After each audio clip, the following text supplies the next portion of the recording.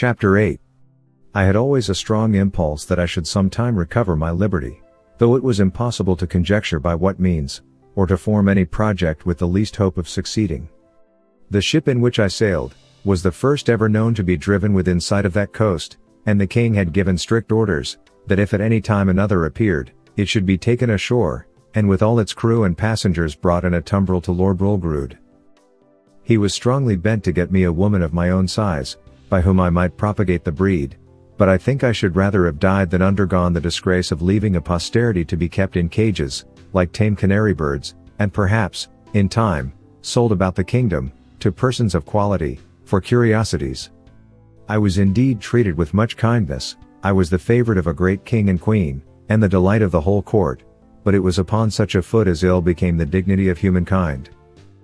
I could never forget those domestic pledges I had left behind me. I wanted to be among people, with whom I could converse upon even terms, and walk about the streets and fields without being afraid of being trod to death like a frog or a young puppy.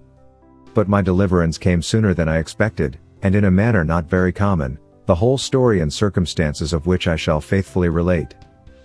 I had now been 2 years in this country, and about the beginning of the third, Gulliver and I attended the king and queen, in a progress to the south coast of the kingdom. I was carried, as usual, in my traveling box, which as I have already described, was a very convenient closet, of 12 feet wide. And I had ordered a hammock to be fixed, by silken ropes from the 4 corners at the top, to break the jolts, when a servant carried me before him on horseback, as I sometimes desired, and would often sleep in my hammock, while we were upon the road. On the roof of my closet, not directly over the middle of the hammock, I ordered the joiner to cut out a hole of a foot square, to give me air in hot weather, as I slept, which hole I shut at pleasure with a board that drew backward and forward through a groove. When we came to our journey's end, the king thought proper to pass a few days at a palace he has near Flanflosnick, a city within 18 English miles of the seaside. Gulliver and I were much fatigued. I had gotten a small cold, but the poor girl was so ill as to be confined to her chamber. I longed to see the ocean, which must be the only scene of my escape, if ever it should happen. I pretended to be worse than I really was, and desired leave to take the fresh air of the sea, with a page, whom I was very fond of, and who had sometimes been trusted with me. I shall never forget with what unwillingness Gulliver consented, nor the strict charge she gave the page to be careful of me, bursting at the same time into a flood of tears, as if she had some foreboding of what was to happen. The boy took me out in my box, about half an hour's walk from the palace, towards the rocks on the seashore. I ordered him to set me down, and lifting up one of my sashes, cast many a wistful melancholy look towards the sea. I found myself not very well, and told the page that I had a mind to take a nap in my hammock, which I hoped would do me good. I got in, and the boy shut the window close down, to keep out the cold.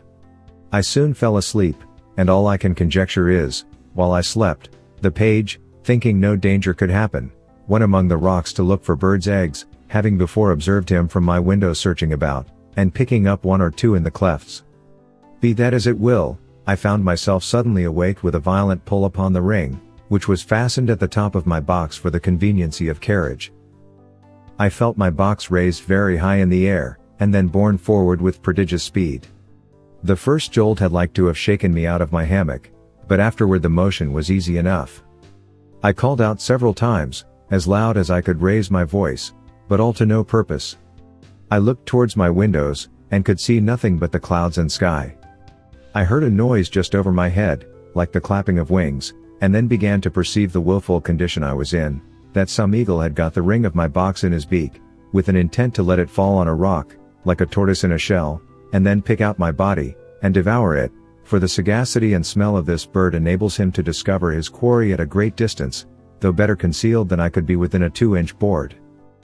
In a little time, I observed the noise and flutter of wings to increase very fast, and my box was tossed up and down, like a sign in a windy day. I heard several bangs or buffets, as I thought given to the eagle, for such I am certain it must have been that held the ring of my box in his beak, and then, all on a sudden, felt myself falling perpendicularly down, for above a minute, but with such incredible swiftness, that I almost lost my breath. My fall was stopped by a terrible squash, that sounded louder to my ears than the cataract of Niagara, after which, I was quite in the dark for another minute, and then my box began to rise so high, that I could see light from the tops of the windows. I now perceived I was fallen into the sea. My box, by the weight of my body, the goods that were in, and the broad plates of iron fixed for strength at the four corners of the top and bottom, floated about 5 feet deep in water. I did then, and do now suppose, that the eagle which flew away with my box was pursued by 2 or 3 others, and forced to let me drop, while he defended himself against the rest, who hoped to share in the prey. The plates of iron fastened at the bottom of the box, for those were the strongest, preserved the balance while it fell, and hindered it from being broken on the surface of the water. Every joint of it was well grooved, and the door did not move on hinges, but up and down like a sash, which kept my closet so tight that very little water came in. I got with much difficulty out of my hammock, having first ventured to draw back the slip board on the roof already mentioned, contrived on purpose to let in air, for want of which I found myself almost stifled. How often did I then wish myself with my dear Glumdalclitch, from whom one single hour had so far divided me. And I may say with truth, that in the midst of my own misfortunes I could not forbear lamenting my poor nurse, the grief she would suffer for my loss, the displeasure of the Queen, and the ruin of her fortune. Perhaps many travelers have not been under greater difficulties and distress than I was at this juncture, expecting every moment to see my box dashed to pieces, or at least overset by the first violent blast, or rising wave. A breach in one single pane of glass would have been immediate death, nor could anything have preserved the windows, but the strong lattice wires placed on the outside, against accidents in traveling.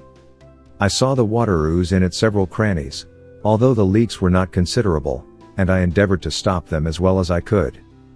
I was not able to lift up the roof of my closet, which otherwise I certainly should have done, and sat on the top of it, where I might at least preserve myself some hours longer, than by being shut up, as I may call it, in the hold. Or if I escaped these dangers for a day or two, what could I expect but a miserable death of cold and hunger? I was 4 hours under these circumstances, expecting, and indeed wishing, every moment to be my last. I have already told the reader that there were 2 strong staples fixed upon that side of my box which had no window, and into which the servant, who used to carry me on horseback, would put a leathern belt, and buckle it about his waist. Being in this disconsolate state, I heard, or at least thought I heard, some kind of grating noise on that side of my box where the staples were fixed, and soon after I began to fancy that the box was pulled or towed along the sea, for I now and then felt a sort of tugging, which made the waves rise near the tops of my windows, leaving me almost in the dark. This gave me some faint hopes of relief, although I was not able to imagine how it could be brought about. I ventured to unscrew one of my chairs, which were always fastened to the floor, and having made a hard shift to screw it down again, directly under the slipping board that I had lately opened, I mounted on the chair, and putting my mouth as near as I could to the hole, I called for help in a loud voice, and in all the languages I understood. I then fastened my handkerchief to a stick I usually carried, and thrusting it up the hole, waved it several times in the air, that if any boat or ship were near, the seamen might conjecture some unhappy mortal to be shut up in the box. I found no effect from all I could do, but plainly perceived my closet to be moved along, and in the space of an hour, or better, that side of the box where the staples were, and had no windows, struck against something that was hard. I apprehended it to be a rock, and found myself tossed more than ever. I plainly heard a noise upon the cover of my closet, like that of a cable, and the grating of it as it passed through the ring. I then found myself hoisted up, by degrees, at least 3 feet higher than I was before. Whereupon I again thrust up my stick and handkerchief, calling for help till I was almost hoarse. In return to which, I heard a great shout repeated 3 times, giving me such transports of joy as are not to be conceived but by those who feel them. I now heard a trampling over my head, and somebody calling through the hole with a loud voice, in the English tongue, "If there be any body below, let them speak." I answered, I was an Englishman, drawn by ill fortune into the greatest calamity that ever any creature underwent, and begged, by all that was moving, to be delivered out of the dungeon I was in. The voice replied, I was safe, for my box was fastened to their ship, and the carpenter should immediately come and saw a hole in the cover, large enough to pull me out. I answered, that was needless, and would take up too much time, for there was no more to be done, but let one of the crew put his finger into the ring, and take the box out of the sea into the ship, and so into the captain's cabin. Some of them, upon hearing me talk so wildly, thought I was mad, others laughed, for indeed it never came into my head, that I was now got among people of my own stature and strength. The carpenter came, and in a few minutes sought a passage about 4 feet square, then let down a small ladder, upon which I mounted, and thence was taken into the ship in a very weak condition. The sailors were all in amazement, and asked me 1,000 questions, which I had no inclination to answer. I was equally confounded at the sight of so many pygmies, for such I took them to be, after having so long accustomed my eyes to the monstrous objects I had left. But the captain, Mr. Thomas Wilcox, an honest worthy Shropshire man, observing I was ready to faint, took me into his cabin, gave me a cordial to comfort me, and made me turn in upon his own bed, advising me to take a little rest, of which I had great need. Before I went to sleep, I gave him to understand that I had some valuable furniture in my box, too good to be lost, a fine hammock, a handsome field bed, 2 chairs, a table, and a cabinet, that my closet was hung on all sides, or rather quilted, with silk and cotton, that if he would let one of the crew bring my closet into his cabin, I would open it there before him, and show him my goods. The captain, hearing me utter these absurdities, concluded I was raving. However, I suppose to pacify me, he promised to give order as I desired, and going upon deck, sent some of his men down into my closet, whence, as I afterwards found, they drew up all my goods, and stripped off the quilting, but the chairs, cabinet, and bedstead, being screwed to the floor, were much damaged by the ignorance of the seamen, who tore them up by force. Then they knocked off some of the boards for the use of the ship, and when they had got all they had a mind for, let the hull drop into the sea, which by reason of many breaches made in the bottom and sides, sunk to rights. And, indeed, I was glad not to have been a spectator of the havoc they made, because I am confident it would have sensibly touched me, by bringing former passages into my mind, which I would rather have forgot. I slept some hours, but perpetually disturbed with dreams of the place I had left, and the dangers I had escaped. However, upon waking, I found myself much recovered. It was now about 8 o'clock at night, and the captain ordered supper immediately, thinking I had already fasted too long. He entertained me with great kindness, observing me not to look wildly, or talk inconsistently, and, when we were left alone, desired I would give him a relation of my travels, and by what accident I came to be set adrift, in that monstrous wooden chest. He said that about 12 o'clock at noon, as he was looking through his glass, he spied it at a distance, and thought it was a sail, which he had a mind to make, being not much out of his course, in hopes of buying some biscuit, his own beginning to fall short. That upon coming nearer, and finding his error, he sent out his longboat to discover what it was, that his men came back in a fright, swearing they had seen a swimming house. That he laughed at their folly, and went himself in the boat, ordering his men to take a strong cable along with them.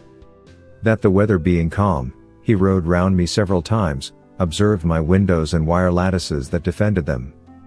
That he discovered 2 staples upon one side, which was all of boards, without any passage for light. He then commanded his men to row up to that side, and fastening a cable to one of the staples, ordered them to tow my chest, as they called it, toward the ship. When it was there, he gave directions to fasten another cable to the ring fixed in the cover, and to raise up my chest with pulleys, which all the sailors were not able to do above 2 or 3 feet. He said, they saw my stick and handkerchief thrust out of the hole, and concluded that some unhappy man must be shut up in the cavity. I asked, whether he or the crew had seen any prodigious birds in the air, about the time he first discovered me. To which he answered, that discoursing this matter with the sailors while I was asleep, one of them said, he had observed 3 eagles flying towards the north, but remarked nothing of their being larger than the usual size. Which I suppose must be imputed to the great height they were at, and he could not guess the reason of my question. I then asked the captain, how far he reckoned we might be from land? He said, by the best computation he could make, we were at least 100 leagues. I assured him, that he must be mistaken by almost half, for I had not left the country whence I came above 2 hours before I dropped into the sea. Whereupon he began again to think that my brain was disturbed, of which he gave me a hint, and advised me to go to bed in a cabin he had provided. I assured him, I was well refreshed with his good entertainment and company, and as much in my senses as ever I was in my life.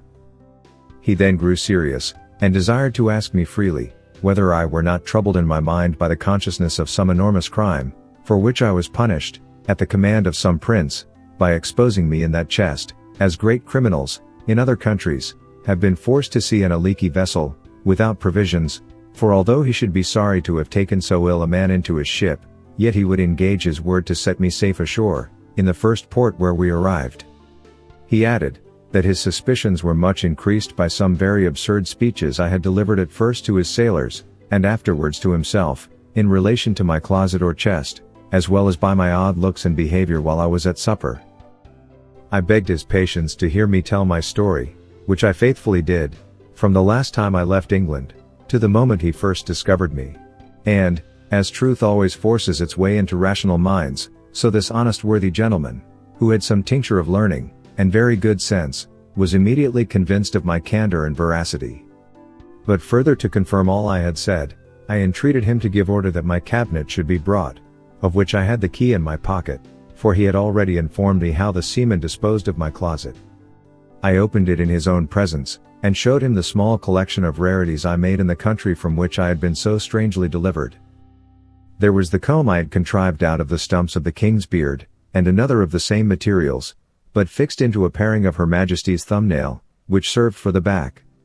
There was a collection of needles and pins, from a foot to half a yard long, 4 wasp stings, like joiner's tacks, some combings of the Queen's hair, a gold ring, which one day she made me a present of, in a most obliging manner, taking it from her little finger, and throwing it over my head like a collar. I desired the captain would please to accept this ring in return for his civilities, which he absolutely refused. I showed him a corn that I had cut off with my own hand, from a maid of honor's toe. It was about the bigness of Kentish pippin, and grown so hard, that when I returned to England, I got it hollowed into a cup, and set in silver. Lastly, I desired him to see the breeches I had then on, which were made of a mouse's skin. I could force nothing on him but a footman's tooth, which I observed him to examine with great curiosity, and found he had a fancy for it. He received it with abundance of thanks, more than such a trifle could deserve. It was drawn by an unskilful surgeon, in a mistake, from one of Glumdalclitch's men, who was afflicted with the toothache, but it was as sound as any in his head. I got it cleaned, and put it into my cabinet. It was about a foot long, and 4 inches in diameter. The captain was very well satisfied with this plain relation I had given him, and said, he hoped, when we returned to England, I would oblige the world by putting it on paper, and making it public. My answer was, that we were overstocked with books of travels, that nothing could now pass which was not extraordinary, wherein I doubted some authors less consulted truth, than their own vanity, or interest, or the diversion of ignorant readers, that my story could contain little beside common events, without those ornamental descriptions of strange plants, trees, birds, and other animals, or of the barbarous customs and idolatry of savage people, with which most writers abound. However, I thanked him for his good opinion, and promised to take the matter into my thoughts. He said he wondered at one thing very much, which was, to hear me speak so loud, asking me whether the king or queen of that country were thick of hearing. I told him, it was what I had been used to for above 2 years past, and that I admired as much at the voices of him and his men, who seemed to me only to whisper, and yet I could hear them well enough. But, when I spoke in that country, it was like a man talking in the streets, to another looking out from the top of a steeple, unless when I was placed on a table, or held in any person's hand. I told him, I had likewise observed another thing, that, when I first got into the ship, and the sailors stood all about me, I thought they were the most little contemptible creatures I had ever beheld. For indeed, while I was in that prince's country, I could never endure to look in a glass, after my eyes had been accustomed to such prodigious objects, because the comparison gave me so despicable a conceit of myself. The captain said, that while we were at supper, he observed me to look at everything with a sort of wonder, and that I often seemed hardly able to contain my laughter, which he knew not well how to take, but imputed it to some disorder in my brain. I answered, it was very true, and I wondered how I could forbear, when I saw his dishes of the size of a silver threepence, a leg of pork hardly a mouthful, a cup not so big as a nutshell, and so I went on, describing the rest of his household stuff and provisions, after the same manner. For, Although the Queen had ordered a little equipage of all things necessary for me, while I was in her service, yet my ideas were wholly taken up with what I saw on every side of me, and I winked at my own littleness, as people do at their own faults. The captain understood my raillery very well, and merrily replied with the old English proverb, that he doubted my eyes were bigger than my belly, for he did not observe my stomach so good, although I had fasted all day, and, continuing in his mirth, protested he would have gladly given £100, to have seen my closet in the Eagle's Bill, and afterwards in its fall from so great a height into the sea, which would certainly have been a most astonishing object, worthy to have the description of it transmitted to future ages, and the comparison of Phaeton was so obvious, that he could not forbear applying it, although I did not much admire the conceit. The captain, having been at Tonquin, was, in his return to England, driven northeastward to the latitude of 44 degrees, and longitude of 143. But meeting a trade wind 2 days after I came on board him, we sailed southward a long time, and coasting New Holland, kept our course west-southwest, and then south-southwest, till we doubled the Cape of Good Hope. Our voyage was very prosperous, but I shall not trouble the reader with a journal of it. The captain called in at 1 or 2 ports, and sent in his longboat for provisions and fresh water, but I never went out of the ship till we came into the Downs, which was on the 3rd day of June, 1706, about 9 months after my escape. I offered to leave my goods in security for payment of my freight, but the captain protested he would not receive 1 farthing. We took a kind leave of each other, and I made him promise he would come to see me at my house in Redriff. I hired a horse and guide for 5 shillings, which I borrowed of the captain. As I was on the road, observing the littleness of the houses, the trees, the cattle, and the people, I began to think myself in Lilliput. I was afraid of trampling on every traveler I met, and often called aloud to have them stand out of the way, so that I had like to have gotten 1 or 2 broken heads for my impertinence. When I came to my own house, for which I was forced to inquire, one of the servants opening the door, I bent down to go in, like a goose under a gate, for fear of striking my head. My wife ran out to embrace me, but I stooped lower than her knees, thinking she could otherwise never be able to reach my mouth. My daughter kneeled to ask my blessing, but I could not see her till she arose, having been so long used to stand with my head and eyes erect to above 60 feet, and then I went to take her up with one hand by the waist. I looked down upon the servants, and 1 or 2 friends who were in the house, as if they had been pygmies and I a giant. I told my wife, she had been too thrifty, for I found she had starved herself and her daughter to nothing. In short, I behaved myself so unaccountably, that they were all of the captain's opinion when he first saw me, and concluded I had lost my wits. This I mention as an instance of the great power of habit and prejudice. In a little time, I and my family and friends came to a right understanding, but my wife protested I should never go to sea any more, although my evil destiny so ordered, that she had not power to hinder me, as the reader may know hereafter. In the meantime, I here conclude the second part of my unfortunate voyages.